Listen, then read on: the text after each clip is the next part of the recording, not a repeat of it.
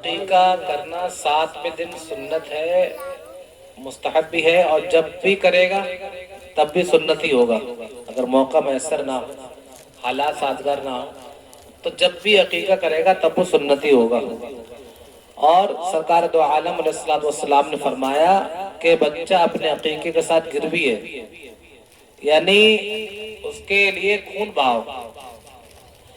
تو عقیقے میں گروی ہونے کا مطلب یہ ہے کہ بچے کا جب بھی عقیقہ نہیں کیا جائے گا تو اس کے نشو و نما، اس کی پرورش، اس سے پورے فائدے اس وقت وابستہ ہوتے ہیں جب بچے کا عقیقہ کر لیا جاتا ہے۔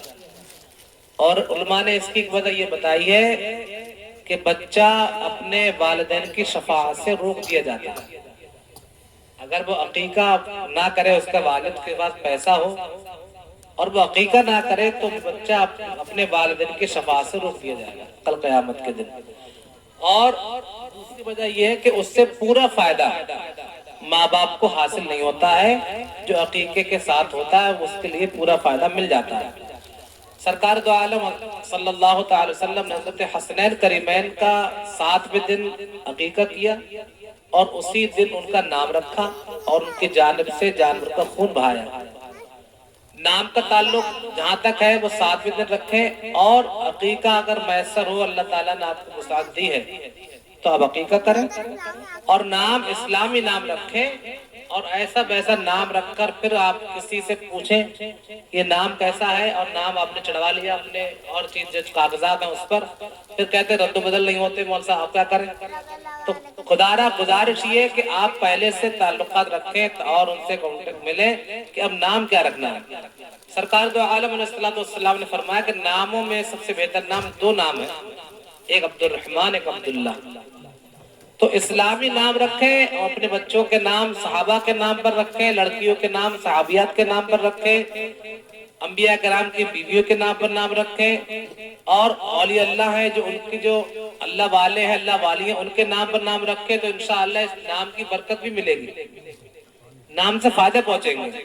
اور نام رکھنے کے بعد پھر وہ آپ سوال کرتے ہیں کہ اسے کیا کیا جائے، پھر بتایا جاتا ہے، کہتے ہیں اب تو مول صاحب رکھ لیا تو رکھ لیا۔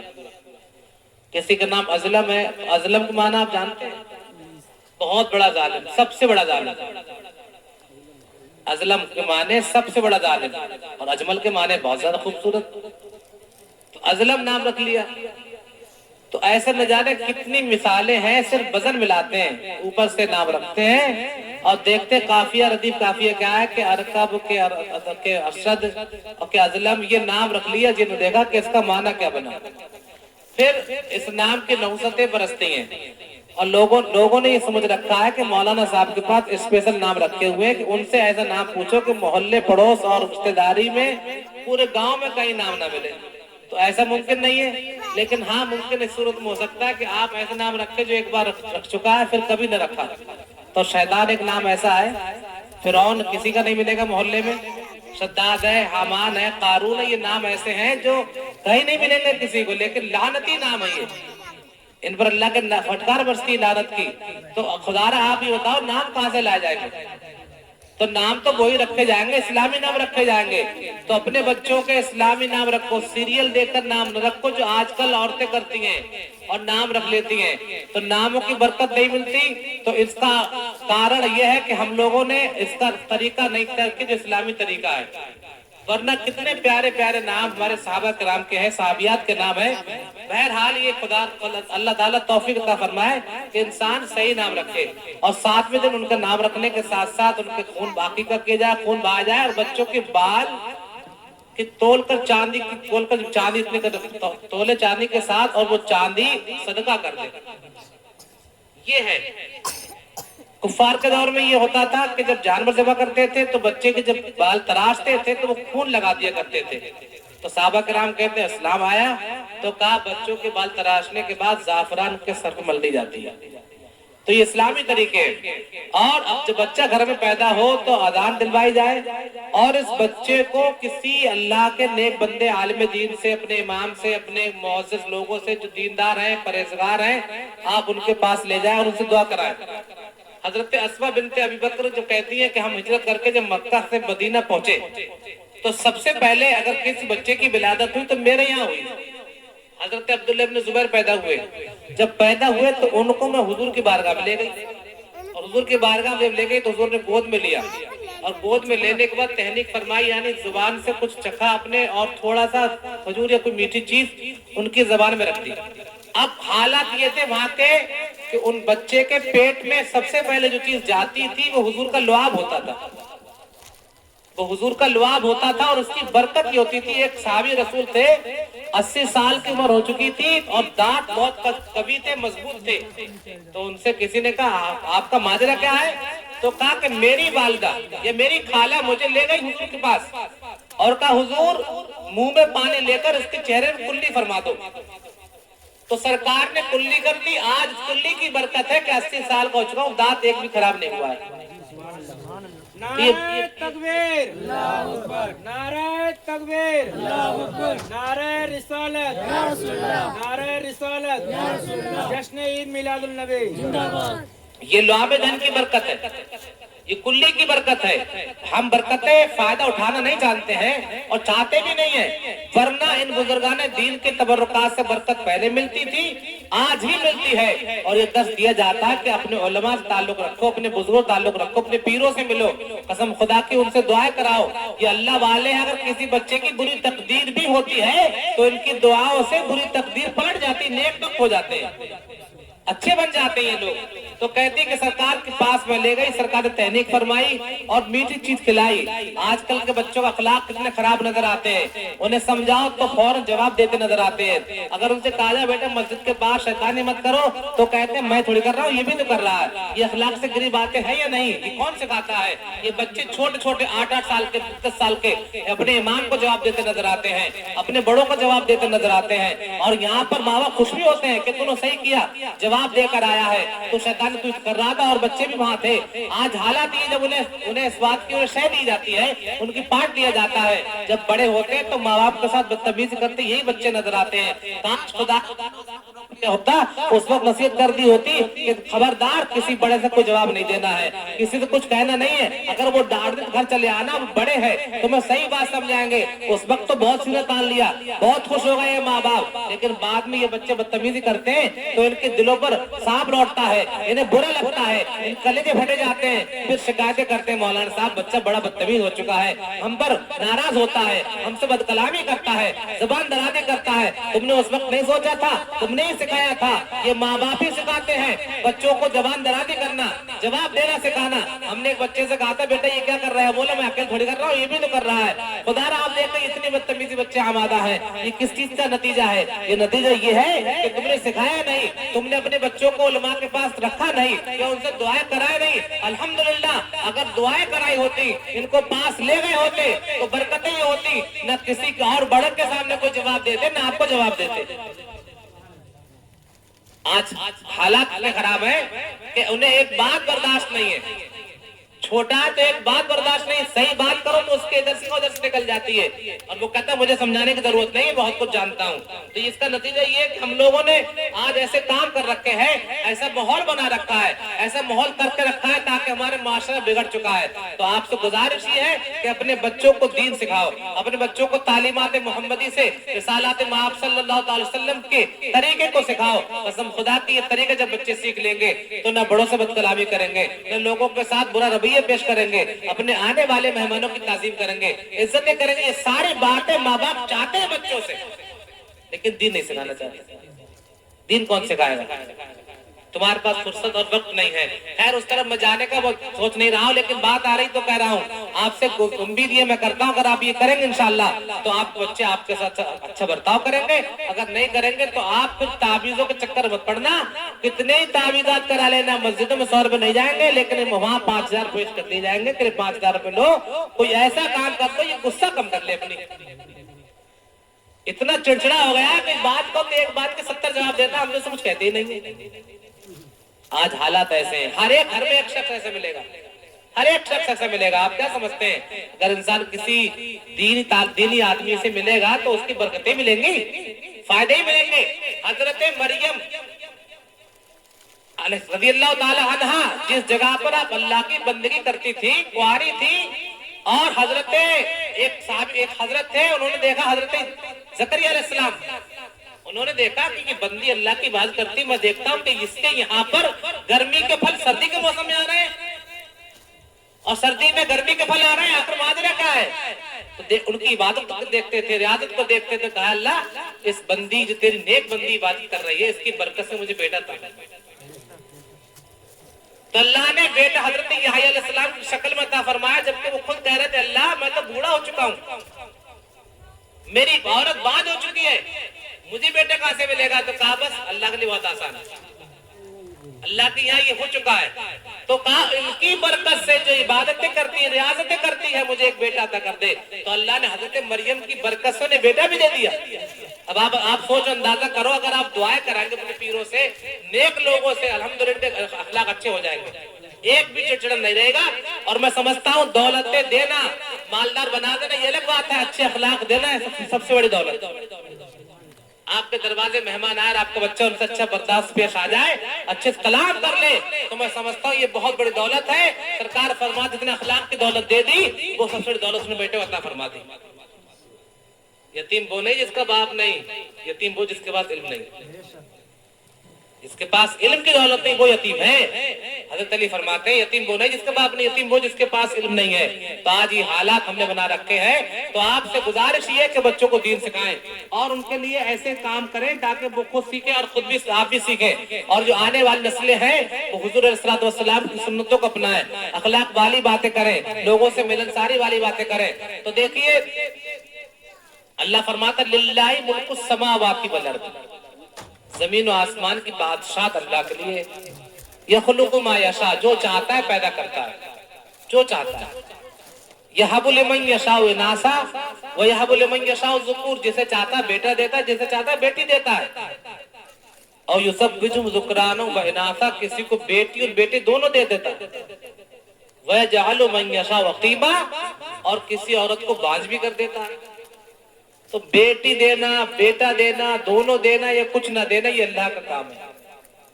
اور کسی کا بیٹی پیدا ہو جائے، بعض لوگ ہیں تو ان کے بارے میں اللہ فرماتا ہے وَإِذَا بُشِّرَ أَحَدُهُم بِالْأُنثىٰ ظَلَّ وَجْهُهُ مُسْوَدًّا وَهُوَ كَظِيمٌ، اگر ان میں سے کسی کو بیٹی ہونے کی بشارت دی جائے تو ان کا چہرہ کالا پڑ جاتا ہے اور دن بھر غصہ کھاتا ہے، دن بھر غصہ کھاتا ہے۔ یہ اللہ نے قرآن فرمایا ہے۔ تو دیکھیے بیٹی اور بیٹا ہونے کا جو اللہ نے کسی کو بیٹا دیا ہے، بیٹا دیتا ہے، یہ اللہ کی طرف سے ہے، اس میں ہمارا کچھ نہیں کر سکتے ہم کر سکتے تو صرف تعلیم دے سکتے ہیں، اچھے اخلاق انہیں دے سکتے ہیں، انہیں لوگوں کو بتا سکتے ہیں کہ دیکھو بڑے ہو کر ایسے چلنا ہے، ایسے رہنا ہے۔ قسم خدا کی دنیا میں دولت کمانے والے لوگوں کی تعریف نہیں ڈھونڈ پاتے، جن کے اچھے اخلاق ہیں قسم خدا کی ان کی تعریف ہوتی ہے، ان کے لوگ چرچے کرتے ہیں، ان کی باتیں کرتے ہیں کہ فلاں کی اولاد بہت بہتر ہے، فلاں کے بچے بڑے بہتر ہیں، اگر کہیں مل جائے تو سلام بھی کرتے ہیں، لوگوں تعلقات بھی کچھ رکھتے ہیں، لوگوں کے حالت کی خبر گیری بھی رکھتے ہیں۔ ایک وہ شخص ہے کہ اپنے آپ سمجھتا ہے کسی کو نہیں۔ تو میں کہوں گا اور یثبت ذکرانہ و اناثا ویجعل من یشاء عقیما، اور کسی کو بانج بھی کر دیتا ہے۔ اور اس ایسے ایک وقت اتنا عجیب ہے، میں دیکھتا ہوں اگر کسی کے بچے کی ولادت ہو، یہ بات میں جو چل رہی بتا رہا ہوں، بچے کی ولادت اگر کسی کے یہاں پیدا ہو کر مالدار ہے، پیسے والا ہے، تو دعائیں دی جاتی بڑے ہو کر ڈاکٹر بنے گا، انجینئر بنے گا، بڑا پیسہ کمائے گا، بزنس مین بنے گا۔ اور کسی مزدور کے پیدا ہو جائے، ارے کچھ نہ مزدوری کر کھا لے گا۔ بتاؤ فری کی دعا دینے کو تیار نہیں ہے قوم، تو یہ دعا اس وقت دے دی جاتی ہے کچھ نہ تو مزدوری کر کھا لے گا، اور اس کا بنا رہے، ارے بنا رہے گا تو مزدوری کرے گا، پیسے کر لے گا۔ تو یہ قوم کا حال ہے کہ ایک بچہ جو پیدا ہو رہا ہے، بچی پیدا ہو رہی ہے، اس کے اچھے نصیب کی دعا کریں، جو فری کی دعا ہے وہ دینے کو تیار نہیں ہے قوم۔ اگر آپ نے زبان ہلا دے، اللہ تعالیٰ اس کی نصیب اچھا کرے، اس بیٹی یا بیٹے کا اسے دنیا میں کامیاب کامران کرے، آخرت میں کامیاب کرے، دونوں جہان میں کامیاب جھنڈے گاڑے، تو کیا حرج ہے آپ کے لیے کہنے میں؟ لیکن یہ قوم نہیں کہتی، چہرے دیکھ کے بات کرتی ہے۔ میں کہوں گا اللہ تعالیٰ جو بچے پیدا ہو، آپ جہاں بھی جہاں اس کے لیے اچھا دعا کریں، بیٹیاں ہوں اچھا نصیب کرے اللہ تعالیٰ، اچھے سے ان کی شادیاں ہوں مولا تعالیٰ، پروردگار عالم دنیا آخرت دونوں جگہ پر کامیاب کامران ہو، بیٹے ہوں کامیاب کامران ہو، یہ کہنے میں کوئی حرج نہیں جاتا ہے۔ لیکن آپ کی زبان سے دعا نکل جاتی ہے، وہ کارگر ہو جاتی ہے، وہ ثابت ہو جاتی ہے، جو دعائیں آپ دیتے ہیں قسم خدا کیا پتا وہی وقت ایسا جو قبول ہو۔ حدیث میں لکھا ہے کہ ایک وقت ایسا ہوتا ہے دن بھر میں اپنے بچوں کو تم بددعا مت دو، اپنے مال کو بددعا مت دو، خود کو بددعا مت دو، کیا پتہ وقت ایسا ہو جس میں دعا قبول ہوتی ہو۔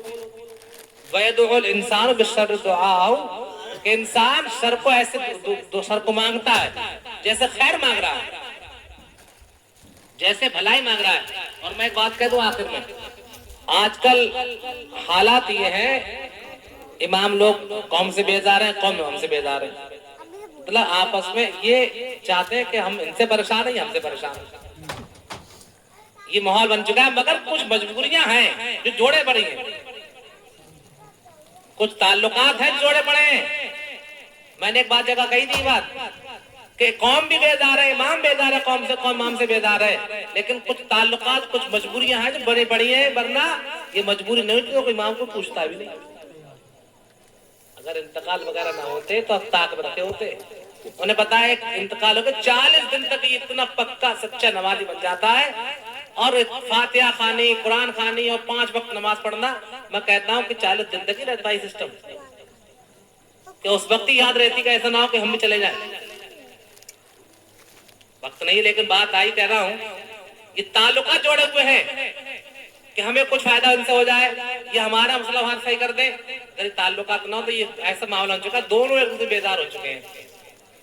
تو خدارا گزارش یہ ہے کہ امام مقتدی الگ نہیں ہو سکتے، اسلام کی شریعت جو ہے وہ نافذ ہو کر رہے گی، لیکن اگر کوئی بھی انسان اگر وہ چاہتا ہے کہ دین پر چل کر دکھاؤں تو دین انشاءاللہ اس کے لیے مشکل بھی نہیں ہے۔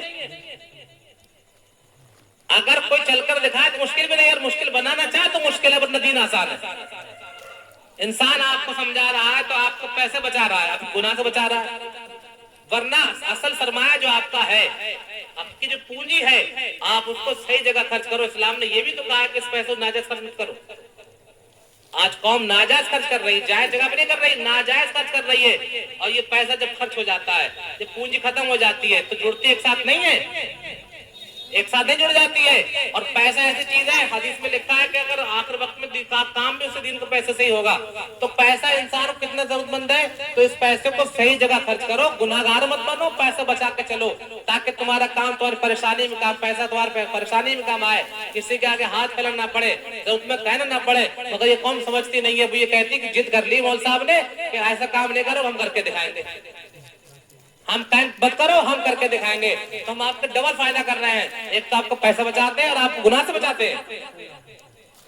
تو گناہ سے بچو، پیسہ بچاؤ۔ ہاں پیسہ وہاں خرچ کرو جہاں ضرورت ہے، آپ زکات لا کے تو سال میں زکات نکالو آپ۔ اور یہاں تک لکھا ہے اگر کسی کے پاس 9 روپے ہے تو 3 روپے کا خیرات کر دے، یہ سب سے بڑی ثقافت ہے، اعلیٰ درجے کی ثقافت ہے، اس سے اسلام نے خرچ کرنے کی اجازت بھی نہیں دی ہے۔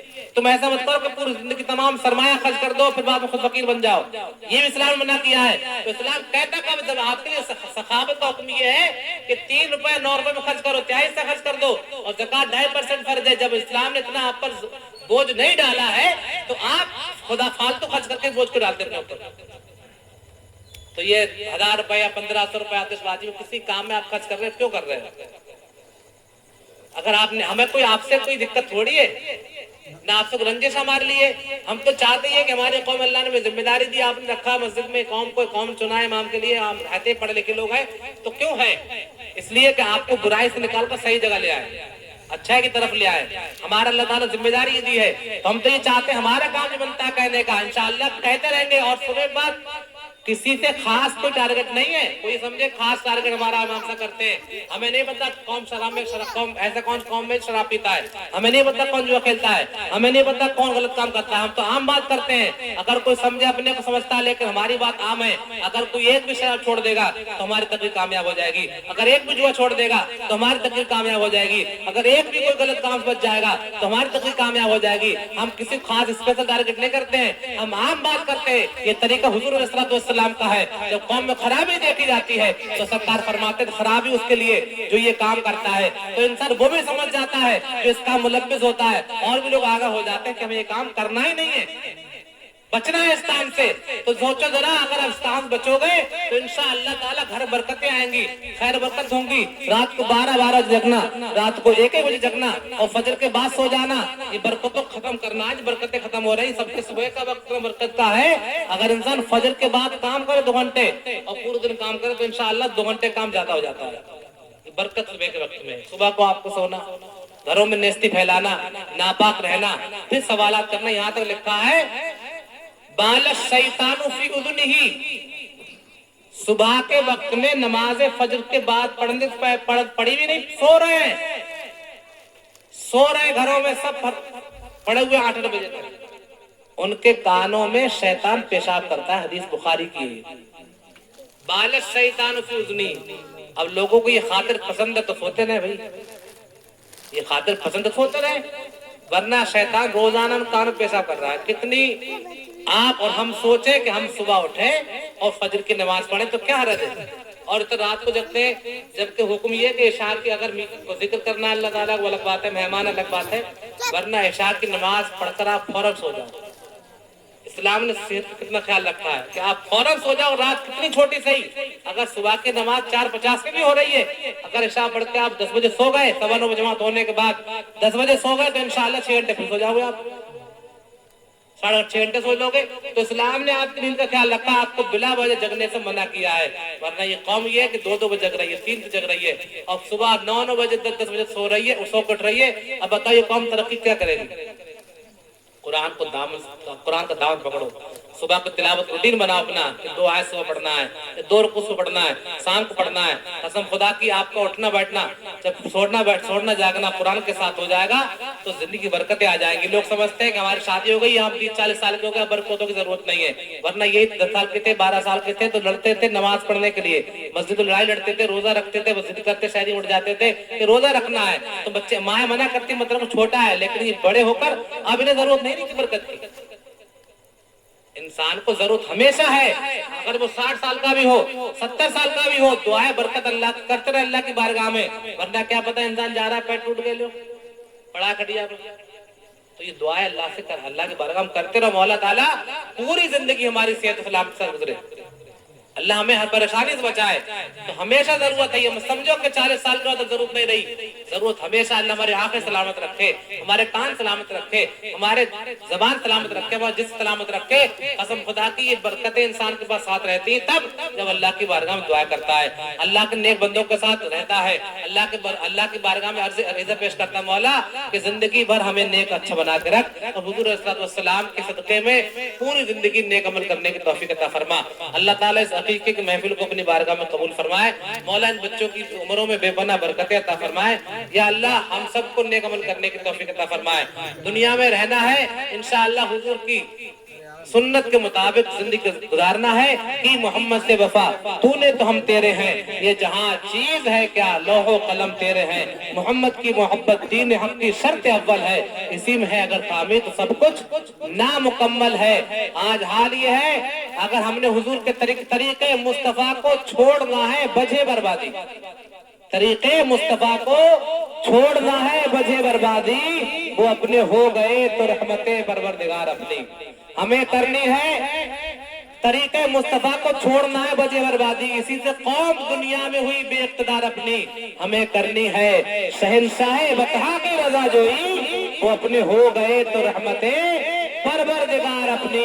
اگر سرکار اپنے ہو گئے تو اللہ کی رحمت ہماری ہو گئی. یہاں بھی ہم بلندی ترقی میں رہیں گے, وہاں بھی ترقی میں رہیں گے, دونوں جہان میں چرچے ہمارے ہوں گے. جو رسول اللہ کا ہے وہ اللہ کا ہے, جو رسول اللہ کا وہ کامیاب ہو گیا, جس نے دامن رسالت تھام لیا اللہ نے اسے کامیاب کر دیا. کلمہ شریف پڑھ لیں سبھی لوگ, لا الہ الا اللہ محمد رسول اللہ صلی اللہ علیہ وسلم.